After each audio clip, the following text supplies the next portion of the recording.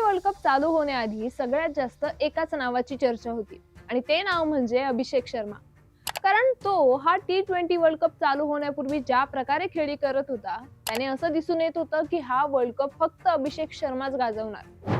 अनेकांनी world cup आधीच भविष्यवाणी केली होती की तो यंदाच्या वर्ल्ड कप मध्ये सगळ्यात जास्त धावा करणार, अनेकांचे रेकॉर्ड्स मोडणार, पण झालं काही भलतंच. अनेकांना अजूनही या गोष्टीवर विश्वासच बसत नाहीये की जो अभिषेक शर्मा वर्ल्ड कप आधी पाहिला होता तो हाच आहे का? कारण त्याने या वर्ल्ड कप आधी सगळ्यांची मनं जिंकली होती. वर्ल्ड कप मध्ये चांगली खेळी करणार अशी आशा जागा केल्या होत्या, पण त्या सगळ्या अपेक्षा त्याने भंग केल्या. त्यामुळे आता अनेकांचं असंही म्हणणं आहे की त्याला या सेमीफायनलला खाली बसवा, कारण त्याला वारंवार संधी देऊनही त्याला मोठी कामगिरी करता आलेली नाहीये. पण आता खरंच तो इंग्लंड विरुद्ध खेळल्या जाणाऱ्या सेमीफायनलच्या सामन्यामध्ये खाली बसेल का? चला तर पाहूयात या व्हिडिओमधून त्याने या सगळ्या वर्ल्ड कप मध्ये काय कामगिरी केली आहे आणि तो कोणत्या आधारावर त्याला बेंचवर बसवू शकतात. भारताची यंदाच्या T20 वर्ल्ड कपची कामगिरी ही फारशी चांगली राहिली नाहीये. असं वाटत होतं की भारत सेमीफायनलला जाईल की नाही, पण शेवटी सेमीफायनलचं तिकीट भारताने मिळवलंच. या वर्ल्ड कपच्या सामन्यामध्ये कुणी ना कुणी चांगली कामगिरी करून भारताला सेमीफायनल पर्यंत पोहोचवण्यासाठी जीवाची बाजी लावली आणि त्यामुळेच भारताला सेमीफायनलला पोहोचता आलं. मग यात सूर्यकुमार यादव, ईशान किशन, शिवम दुबे, जसप्रीत बुमराह अशा अनेक खेळाडूंनी चांगली कामगिरी केली.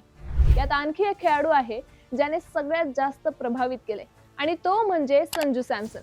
कारण त्याने जी मागच्या सामन्यामध्ये खेळी केली होती ती खूप महत्वाची होती. जर भारताचा तिथे पराभव झाला असता तर या वर्षी भारत वर्ल्ड कप मधून बाहेर पडला असता. आता या सगळ्यांमध्ये ज्याचं नाव पाहिजे होतं तो अभिषेक शर्मा कुठेच दिसला नाही. ज्या वेळेस वाटलं होतं की अभिषेक आज मोठी खेळी करेल त्या ठिकाणी अभिषेकने सगळ्यांच्या अपेक्षा मोडल्या.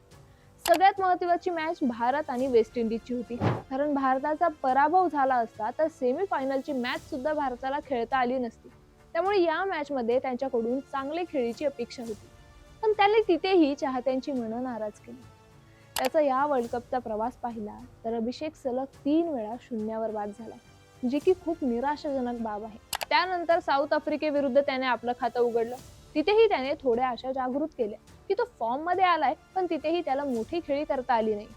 त्या सामन्यामध्ये तो फक्त 15 धावा करू शकला आणि नंतर झिम्बाब्वे विरुद्धच्या पुढच्या सामन्यामध्ये त्याने 55 धावांची खेळी केली आणि नुकत्याच पार पडलेल्या वेस्ट इंडिज विरुद्धच्या निर्णायक सामन्यामध्ये त्याने फक्त 10 धावा केल्या. म्हणजेच ज्याच्याकडून अनेक रेकॉर्ड्स तुटण्याच्या अपेक्षा केल्या जात होत्या त्याने या वर्ल्ड कप मध्ये फक्त 80 धावा केल्या आणि याच आकड्यांमुळे त्याच्यावर आता प्रश्न उपस्थित केले जात आहेत.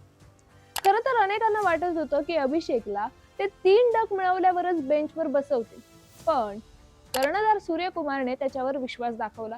त्याला आणखी काही चान्सेस दिले, पण त्याला त्या संधीचं सोनं करता आलं नाही. पण दुसरी बाजू पाहिली तर ज्या अभिषेक शर्मामुळे ईशान किशनला 3 नंबरवर पाठवलं आहे तो ओपनर म्हणून चांगला खेळत होता.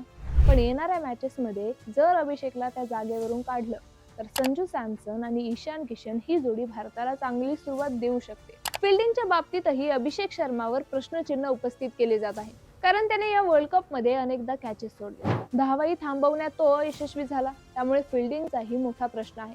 जर अशा चुका झाल्या तर भारताला खूप महागात पडू शकतं, हे मात्र नक्की. पण जर अभिषेक शर्माला खेळवलं नाही तर भारतासाठी कोणता प्लेअर उपयुक्त राहील असाही प्रश्न आहे. यावर आता अनेकांचं असं म्हणणं आहे की रिंकू सिंग भारतासाठी मोलाची कामगिरी करू शकेल, म्हणजेच भारताला एक ऑलराऊंडर मिळेल जो मिडल ऑर्डर मध्ये जर भारताच्या विकेट्स पडल्या तर त्या स्थितीमध्ये बाहेर काढू शकेल. गोलंदाजीत सुद्धा गरज पडली तर तेही करू शकतो. आणि आणखी एक महत्वाची बाजू म्हणजे तो एक उत्तम फिल्डर सुद्धा आहे, म्हणजेच एकंदरीत तो भारतासाठी उपयुक्त ठरू शकतो. आता भारताचा पुढचा सामना इंग्लंड विरुद्ध आहे आणि हा सामना भारताला हलक्यात घेऊन चालणार नाहीये, कारण या सेमीफायनलच्या सामन्यामध्ये भारताचा पराभव झाला तर भारताचं T20 वर्ल्ड कप जिंकण्याचं स्वप्नच राहून जाईल. त्यामुळे या सामन्यासाठी भारताला एक चांगली आणि मजबूत प्लेइंग 11 खेळवावी लागेल.